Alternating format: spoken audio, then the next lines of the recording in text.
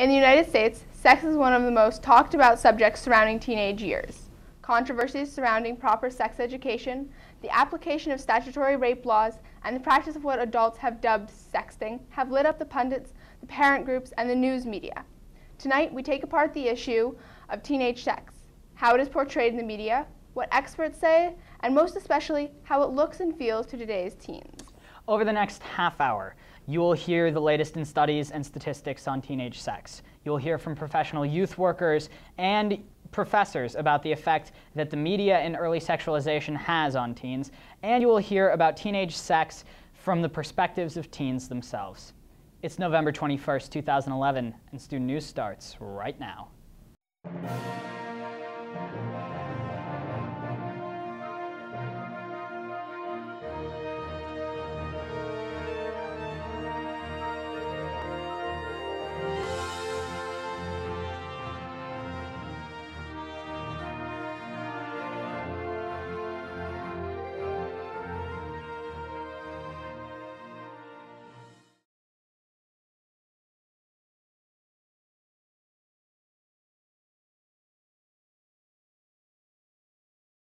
Good evening, I'm Joshua Wolfson. I'm Giovanna Robinson-Heides. We're coming to you today from Amherst Regional High School, not the normal ACTV studio, but it's fitting for our episode today covers all issues related to teens and students and their sexual affairs, apparently too. We'll start it off with Joe. Thanks, Josh. Last month, the United States Center for Disease Control and Prevention released a report titled Teenagers in the United States and Sexual Activity, Contraceptive Use, and Childbearing, 2006 to 2010 National Survey of Family Growth. Compiling national estimates of teenage sexual activities and contraception use from those 5 years, the CDC's report presents some striking information. The CDC report found that of teens aged 15 to 19 who had abstained from sex, most cited that having sex would have been against their religion and morals. This was the #1 reason for both genders, with 41% of female respondents and 31% of male respondents citing this as their reasoning. Second on the list of reasons for remaining abstinent was that the respondents hadn't found the right person yet, with 29% of males and 19% of females, while 18% of females and 13% of males cited not wanting to deal with pregnancy as a reason for abstaining. In the same report, the CDC found that for teenage females who had sex for the first time, 78% used a form of contraception, leaving 22%, nearly 1/4 of teenage females who did not. For both male and female teens, the report found that the younger teens are when they first have sex, the less likely they are to use contraceptives. But the use of protection was substantially lower for girls. The report found that for girls who are 14 years old or younger when they first had sex, only 53% reported using a condom, compared to males who had sex for the first time at the age of 14, 71% of whom reported using a condom. Those percentages jump drastically for teens who have sex for the first time between the ages of 17 and 19. 80% of females and 87% of males reported using a condom for first-time intercourse between 17 and 19.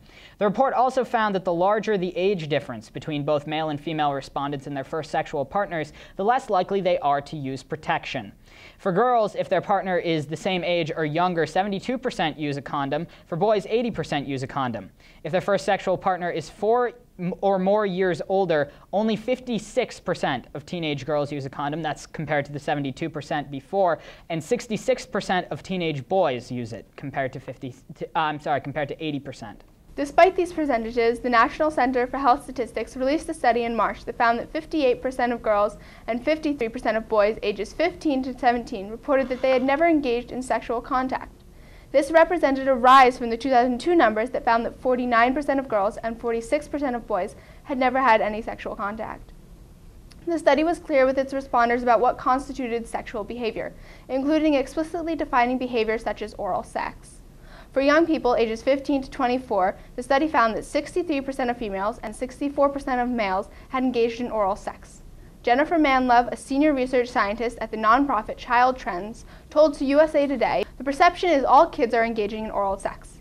Obviously, that is not the case. They may be more in control of their behaviors than we think." The numbers, although reliable measurements of the quantity of teenage sexual behavior, only tell a very small part of the story. Student News executive producer Jesse Chasen-Tabor sat down with high school students at Amherst Regional High School to hear their experiences, get their opinions, and get the story through an entirely new lens. Take a look. I feel like here, it's not frowned upon, definitely, without a doubt. Like, you know, even in media, like, all the shows are about the hookups and, like, you know, Jersey Shore, is hooking up with who, Real World, you know, it's all about the hookups. And, you know, obviously hookups leads to sex before marriage because they're obviously not married yet.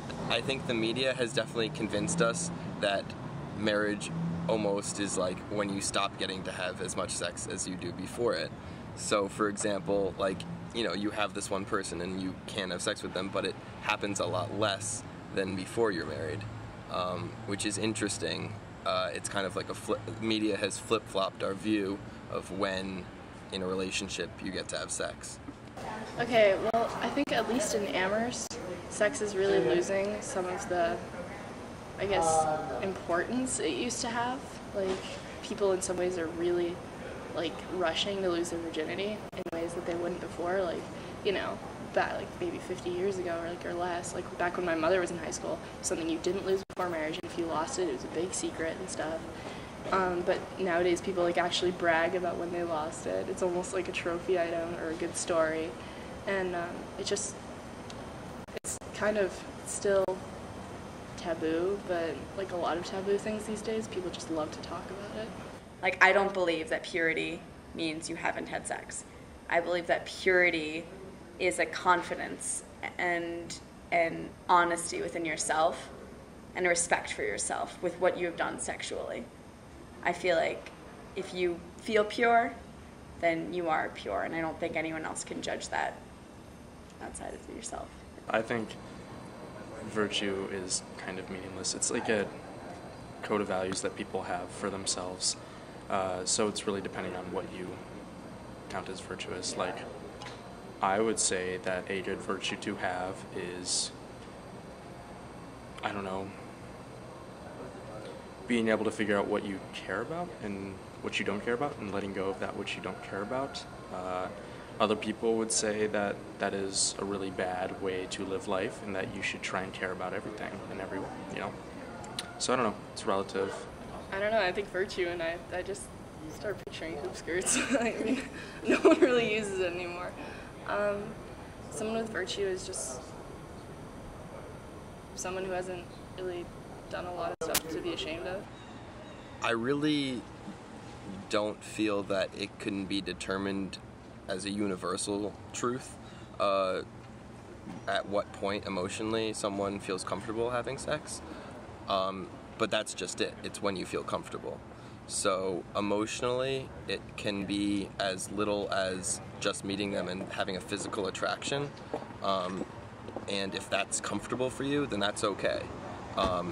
If it's not, then there's no reason for it to not be okay for you to hold off until you are comfortable. Like, I know several people who still are waiting for the right person or for their religion and stuff, and they express it in, like, really good ways. They don't sound backward at all when they say it, but there are other people I know who lost it a long time ago and they have no regrets. So the importance is really varying from person to person, definitely.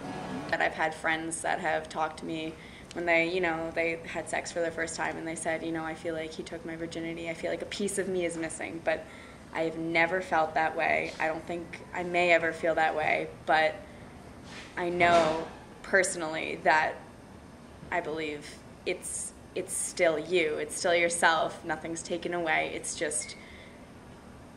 more of a discovery, if anything else. You discover something new rather than having something taken away. It's not a piece of you. The whole thing with virginity is weird because there's a physical virginity, and then I think there's also mental virginity. There's a thing where people go, I was raped, my virginity was taken from me physically, but mentally I would still think myself as a virgin. I never really had sex in the first place. So, no, it cannot be bought or sold, that mental virginity. Physically, though, yes, it could be taken. And I've met men and women, guys and girls, who have said, you know, like, yeah, I had sex, it wasn't really good, I didn't really like or know the person, it was just a thing to do, and they seem fine with it. They're just like, yeah, it didn't really count in a way. And so, yes, I would say that they would almost think that their mental virginity was still intact. I've met people who had a really bad experience and just hated it and just, I don't know, were scarred by the experience. And then there's people who did like lose it at their own pace with somebody that they really loved, and that can also be really bad as well. One of the biggest things that's changed is that women are now openly enjoying it. Like, women want to have sex sometimes before the guys in their life. Like, it's no longer something that guys necessarily have to fight for.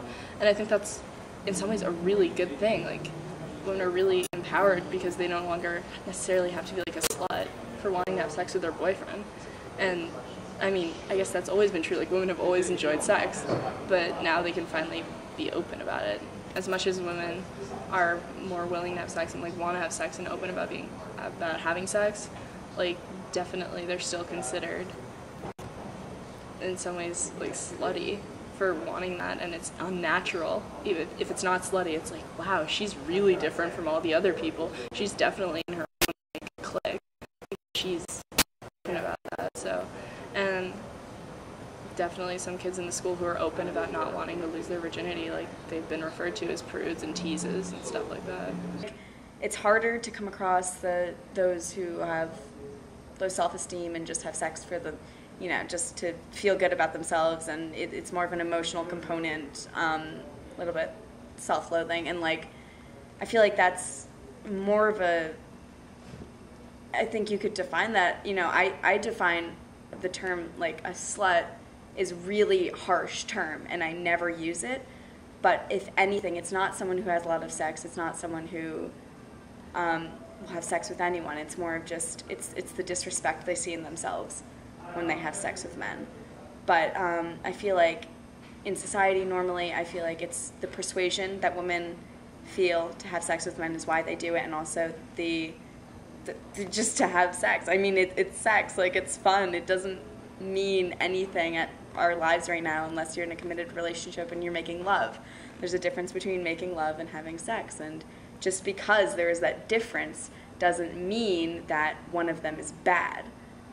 They're both the same action, just with different emotional components. I think at first, yes, you can separate the emotions from the act when it comes to sex, and you can, and maybe it's just society that's placed this view on me, but that it's easier for men to be able to do that than it is for women, maybe because we're more emotional creatures. I don't know the scientific facts of this, but that's the expectations that have been placed on us and everything like that.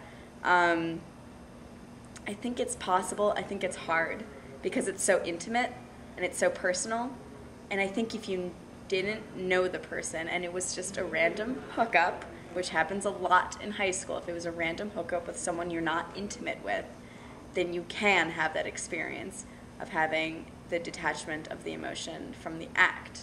When is it okay to have sex? Is it okay? Whenever you want. But emotionally wise? Emotionally, I think there's, I mean, like, I would never encourage, like, 8 or 9-year-olds to have sex. That's gross and wrong. I feel uncomfortable when I hear about kids before the age of 15 having sex, in terms of the age barrier. I just feel uncomfortable. That's their choice. I can't make them not do that. I feel uncomfortable when I hear about it. I think there needs to be a sort of mental preparation, not only in a relationship, just like world experience, being like living long enough in the world to understand just, you know, what the hell's going on. And there's this weird shift that I see between like 15 and 16-year-olds. Maybe it's just the fact that they are 16 and that's somehow like a magic number. But there is like a shift in, I don't want to say maturity, but almost in like being able to process the knowledge they've taken in and gone, oh, those were dumb mistakes. Oh, that was something I did right. And I think with that experience, they are able to make decisions more clearly. It's bad to put that idea on the minds of high schoolers and teenagers to say that having sex with a stranger can lead to, you know, the love of your life. It's not true. You have to know what you're doing and know that it doesn't that you can't have that emotional component if you know what you're doing. If you know that it's unattached relationship, then you have to just go about it as unattached, and it's a two-way street. As long as you can look yourself in the face and know that you're not doing it for someone other than yourself, it doesn't matter how many people you sleep with, like, as long as you protect yourself. If you can respect yourself, there's no reason why you shouldn't be able to have sex. Thanks to Jessie for sitting down with those students. Definitely a different take on the issues than we often hear. To understand how the media, our societal influences, and teen sex are factors on a larger scale, we sat down with New England Network Research Associate and Youth Services worker Jennifer Smith and founder and former director of the Center for Research on Gender and Sexuality and professor at Hunter College, Deborah Tolman. Take a look. So, early sexualization, as defined by the American Psychological Association, is about a process where girls, or people in general, come to believe that their worth, their personal value, is based solely on their beauty or their sex appeal. So this can happen to anybody. It can happen to women, it can happen to men, boys, girls. But young girls in our society seem to be the least equipped to respond to it with sort of personal power and understanding about their sexuality. They're just developmentally, they're not really in a place yet where they can understand all the forces that are working on them in society and personally. And so they're a little more vulnerable to problems from early sexualization. Girls describe really wanting to do a good job because we think that they're not hearing, you all not hearing a lot about sexuality. There's not a lot of sex education in the schools right now at all, even bad sex education. But everybody's hearing an awful lot about how we really need to do a good job. We need to work really hard, do a really good job. And that's a great message. But when that's the only message you have in your life, this research shows you apply it to everything you're doing. So we literally heard girls saying things like, it's like doing homework, it's like taking a test, I don't want to do a bad job, I don't want to feel stupid. Again, really reflecting how they would be judged by the person they were with, and not saying anything about their own feelings. What they wanted to do was this a kind of even a sexual experience for them. But you see girls, they're copying the dance moves on MTV, or when they're 7 years old, they're gyrating, moving their bodies in ways that if you were older and knew, you would sort of recognize that they're sexual posturing. But these girls don't know that. They're just, it's glitzy, it's appealing. They want to, everyone sort of, even in the past, you look to the older group of kids for sort of what you want to do and how you want to practice out being a person. Everybody's beliefs about what boys are supposed to be like in relationships, and everybody's beliefs about what girls are supposed to be like in relationships, how those two ideas are actually really attached at the hip in a way that kind of reproduces what I call gender inequities in relationships, right? So we constantly get that notion that guys are the ones who get to make the choices, and girls kind of wait or try to get guys to do things like ask them out. Well, there is quite a bit of research out about the treatment of girls. Really, most of the research has been in the marketing and media area, and it's not just that images of young girls are more sexualized, but it's also that images of women are. Somebody did a study of, ad campaigns, and there was a very significant increase in the number of pictures that were sexualized. So, for example, I'll pick on Rolling Stone for a minute, because they were the focus of one of these studies. You have an adult female musical performer on the cover dressed in pigtails and a schoolgirl skirt. So, it's not just images of young girls, it's these young girls are looking up to women and seeing these images. And it's also that there are fewer non-sexual images for them to look at. So I think boys get a little bit more balance. They do see more people on, in TV shows and in the mass media who are men who are not half naked, who are not, only valuable for their beauty and their sex appeal. I did hear some girls talk about having sex for the first time in a situation where they look back and they really wish they had not. So people did describe regrets, and usually that's when they told a story about sex where the first line was, "It just happened." Right? And "it just happened" is a very suspicious statement in my mind, because there are no people in it, right? There's no person actually deciding or even experiencing.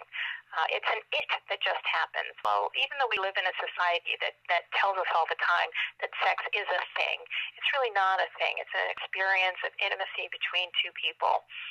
And a lot of times those kinds of stories really were kind of sad, and people felt kind of bad about what happened. For me, it's more about that balance of power, which isn't always about age. It could just be a matter of a year, or you could be the same age, I suppose, and one person have a lot more power. But I think, the healthier relationships are the ones where there's open communication, there's an equal say in what's happening. Both partners are emotionally mature enough to understand consenting and, to give consent, obviously, that there's that conversation happening. And again, not everybody behaves in this way. And there are a lot of people who say, I just don't do that. Or I won't tolerate a guy treating me bad. Or I have other things I have to do or I want to do. It takes too much time. So there are ways that both boys and girls kind of defy those stereotypes, but an awful lot really comply with them. And then we see the same kind of unequal relationship getting reproduced, kind of happening over and over and over again. A lot of times the unhealthier situations also are tied to using substances. It could be either partner using, but it just impairs people's judgment. And, it's kind of a cycle, because you may be drinking or using substances to ease some social anxiety because you want to connect with somebody, and then when you connect with them, you're not really in a position to maybe make a decision that you'd be happy with sober. So that does concern me, because when you're consuming alcohol, first of all, it's not good for you. Second of all, you're not going to make the best choices in the world, and that it's going to be hard for you to have clarity yourself about what you want and what you feel, and what you don't want and why. So that's the thing.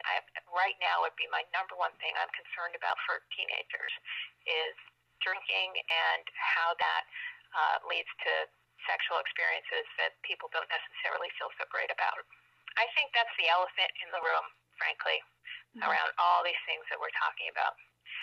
And it really makes me wonder why. Why is it that you would feel like you have to drink or even want to drink if it's making you oftentimes sick, or do things you don't necessarily want to do? And sometimes alcohol can make you feel more comfortable trying things out, but again, the chances that you're not going to make safe decisions are pretty high when you're drunk. And it is something you're not supposed to be doing when you're a teenager, too. The other thing that happens, and the other piece of this, is the way that girls are shown relating to each other. So there are a lot of people who also are writing about girl fighting and the fact that girls are having a harder time forming healthy friendships with other girls. They're sort of pitted against each other in this competition for male sexual attention. And of course, this is not true for everybody. It's not always a problem. Sometimes, we don't really know to what extent. We don't know what's the critical mass. At what point is it a problem? At this point, we can say for sure that it is a problem for a certain group of girls that are already experiencing economic or social disadvantage. For the general population, it's harder to say. Maybe over time, girls get enough of a balance in a healthy family, healthy upbringing, that it's okay, and it works itself out. But that's really the difference, is how it affects their relationships with other girls, and there seemed to be a real impact on self-esteem. Splitting girls into good girls and bad girls actually really keeps that whole system going. That's part of it, right? Giving sex to boys and relationships to girls is the other part of it. And those two things really work together to make it very hard for girls to be able to feel comfortable having and insisting on equal footing. Neither side of that was true. It wasn't true that boys always wanted to have sex 24/7. There were a lot of times when boys really didn't want to have sex, or they wanted to have sexual experiences that didn't involve intercourse, or they just didn't want to pursue a sexual experience, and they felt bad about that because guys are really supposed to want to have sex all the time. You know, I mean, you learn from your relationships. So if you haven't had healthy relationships, you're not learning the best experience. It's going to take time to catch up, I mean, I guess is what I'm saying. The bottom line is everybody wants sex and everybody wants relationships. And what that means in adolescence obviously changes over the course of adolescence and is different for different people. So there are a lot of individual factors, right, that affect what people are doing with their emotions, what they're doing with their bodies, depending on the different relational situations that they're in. If somebody's in a position where they're engaging in these behaviors for any reason other than their own, you know, pleasure and desire for intimacy with somebody, you know, if they're doing it because they've been subtly coerced, if they're doing it because they feel social pressure, if they're doing it because they need something, you know, because it's a commodity, then it's, over time, it really erodes self-esteem. I think oftentimes young people are increasingly, as they get old, you know, move through adolescence, influenced by their peers. Oftentimes, adolescents really think that their peers are doing a lot more sexually than they are. That's pretty consistent in the research. And the bottom line seems to be that in the end, most young people would really like to get their information from their parents. But for various reasons, that can be really difficult, and a lot of kids really wish that their parents would feel comfortable enough to talk with them about sex and sexuality and some of the decisions that they're struggling with. Well, you know, it's hard. It's very hard to say, I don't know, when your child asks you a question.